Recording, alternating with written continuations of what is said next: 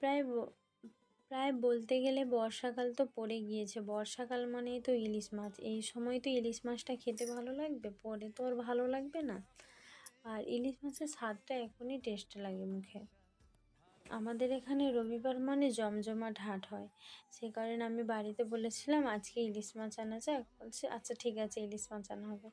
তারপরে দুটো 500 করে 1 কেজি সাইজে ইলিশ মাছ পেয়েছিল, সেটাই আনা হয়েছে। তারপরে ওদিকে দেখলাম মা তো মাছ কাটতে বসে গিয়েছে, তো আমি কিছু সবজি কেটে নিচ্ছিলাম, দুপুরে রান্না হবে। আর প্রায় আমাদের দুপুরের রান্নাটা সব সময় উনুনে হয়।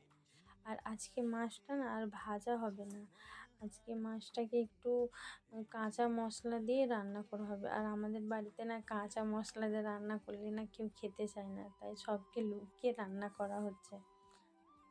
আজকে আজকে আমাদের বাড়িতে প্রায় রান্না হচ্ছে সজনে খাড়া আলু, লাল কদু আর ইলিশ মাছ আর উচ্ছে ভাজা।